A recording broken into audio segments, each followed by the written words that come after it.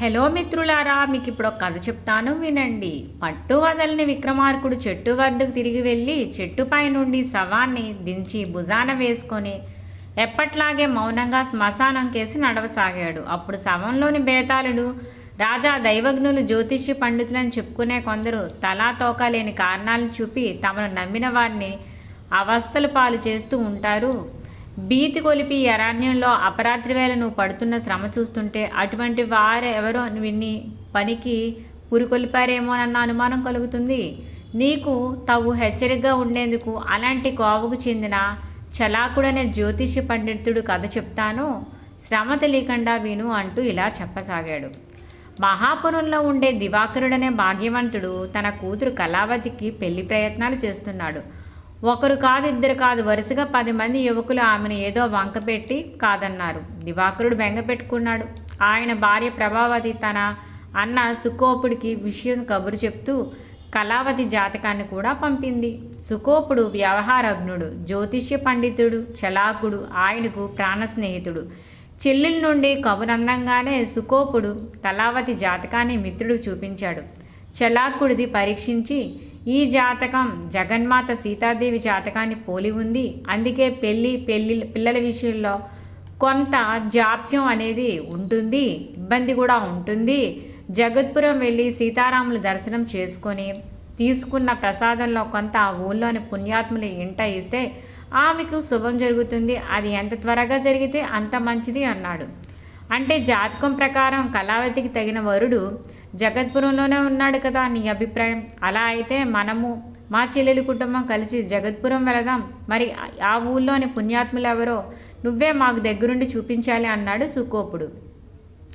చలాకుడు సరేననగానే వాళ్ళిద్దరూ కలిసి మహాపురం వెళ్ళారు. విషయం తెలిసిన దివాకరుడు వెంటనే పురుషులకొకటి స్త్రీలకొకటి విడివిడిగా 2 గుర్రపు బగ్గీలు ఏర్పాటు చేశాడు. ఆ రోజంతా ప్రయాణం చేసి వాళ్ళు జగత్పురం చేరుకొని దైవ దర్శనం చేసుకొని ప్రసాదం తీసుకున్నారు. ఆ సమయంలో చలాకుడు దగ్గరుండి దేవి స్తోత్రాన్ని పఠింపజేశాడు. తిరుగు ప్రయాణంలో ఒక ఇంట సమీపానికి వచ్చాడు. చలాకుడు బండిని ఆపమని సైగ చేశాడు.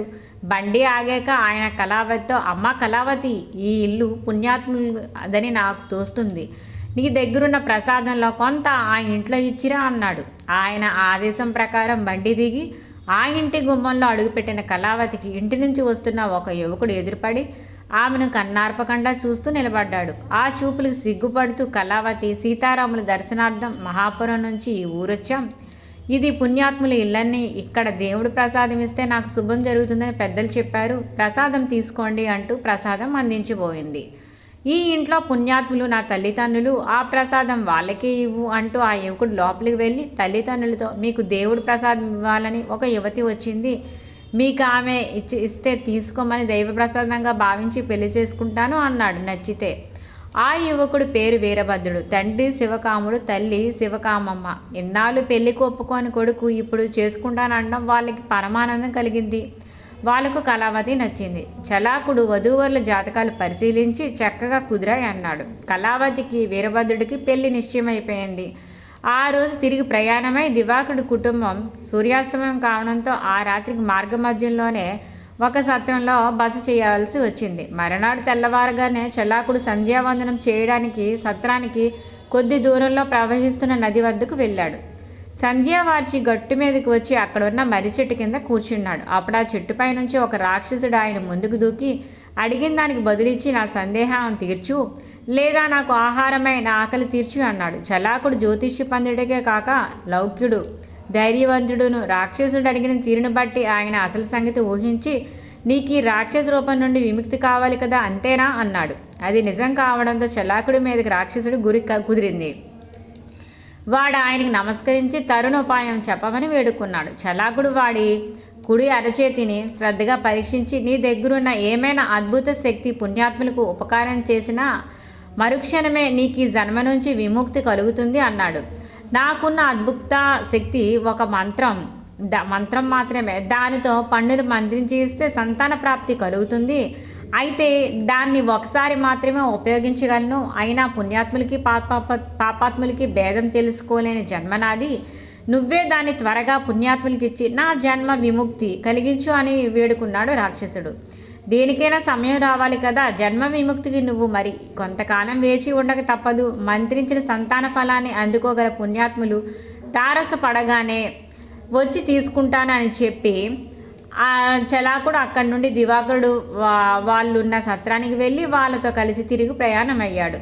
ఆ తర్వాత అనుకున్న శుభముహూర్తంలో కళావతి వీరభద్రుల వివాహం ఘనంగా జరిగిపోయింది. కాపురానికి వచ్చిన కళావతి ఇటు భర్తకి అనుకూలవతిగా ఉంటూ అటు అత్తమామలకి కన్న కూతురి కంటే ఎక్కువగా సేవిస్తూ ఇంటా బయట ఎంతో పేరు తెచ్చుకుంది. త్వరగా మనవుణ్ణి ఎత్తుకోవాలన్న ఆశతో అత్తమామలు కళావతి చేత ఎన్నో నోములు వ్రతాలు చేయించారు. కానీ పెళ్ళై 3 ఏళ్ళైనా కళావతికి పిల్లలు పుట్టలేదు. దీన్ని అవకాశంగా తీసుకుని రామనాథం అనే బంధువు తన కూతురు సుభద్రను వీరభద్రుడికి కట్టపెట్టాలన్న దురాశతో పేరిశాస్త్రిని కలుసుకొని నువ్వు శివకాముడికి ఇంటికి వెళ్ళి కళావతికి సంతానయోగం లేదని వీరభద్రుడికి 2వ పెళ్లి చేయమని అతడికి నచ్చజెప్పు. మా సుభద్రను చేసుకుంటే గంపిడి పిల్లలు పుడతారని నమ్మబలుకు. నీ మాట మీద వీరభద్రుడు మా అల్లుడైతే నీకు మంచి బహుమానం ఇస్తాను అన్నాడు. డబ్బుకు ఆశపడి పేరిశాస్త్రి రామనాథం చెప్పినట్టే చేశాడు.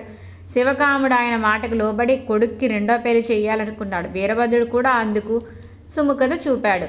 విషయం చలాకుడు వరకు వెళ్లడంతో ఆయన హుటాహుటిగా జగత్పురం చేరుకుని శివకాముని చూసి అందరి జాతకాలు పరిశీలించి కళావతికి సంతానయోగం ఉంది, అయితే నువ్వు నీ భార్య నీ కొడుకు చేసిన కొన్ని పాపాలు శాపాలే ఆమెకు సంతానం కలగకుండా అడ్డుకుంటున్నాయి. మీరు మీ పాపాలకు ప్రాయశ్చిత్తంగా రామాలయంలో పూజలు చేసి పేదలకు అన్నదానం చేయండి, కళావతికి పన్నంటి మగబిడ్డ కలుగుతాడు అన్నాడు.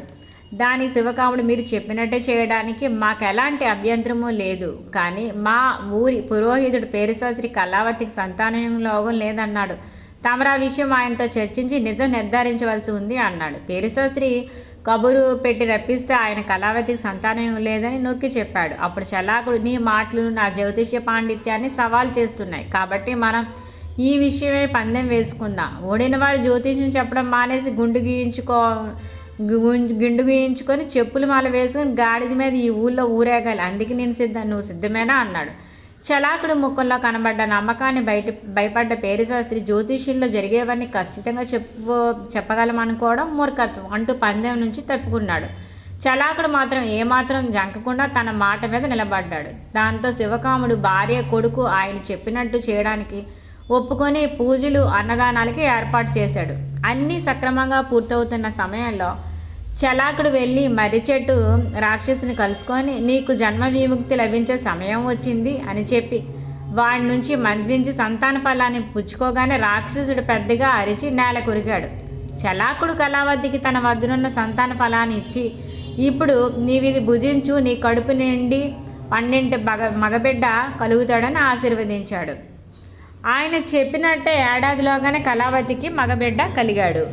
శివకాముడు చలాకుని జగత్పురానికి పిలిచి ఘనంగా సత్కరించాడు. బేతాళుడు ఈ కథ చెప్పి రాజా కళావతికి వివాహమైనప్పుడే సంతాన ఫలాన్ని ఇచ్చి ఉంటే ఆమెకు కష్టాలు తప్పడంతో పాటు రాక్షసుడు 3 ఏళ్ళు ముందుగానే జన్మ విముక్తి లభించి ఉండేది. చలాకుడు అలా ఎందుకు చేయలేదు?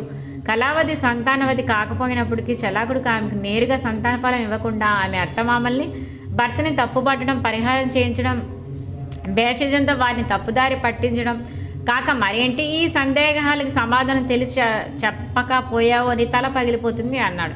దానికి విక్రమార్కుడు దేనికైనా సమయం రావాల్సిందని చలాకుడు మొదటి రాక్షసుడికి చెప్పాడు. తొందర పడి ఉంటే కార్యభంగం జరిగి ఉండేది. జాతకరీత్యా కళావతి సంతానవతి కావడానికి రాక్షసుడు జన్మ విముక్తి పొందడానికి కనీసం 3 ఏళ్ల వ్యవధి ఉందని ఆయన గ్రహించి ఉండాలి.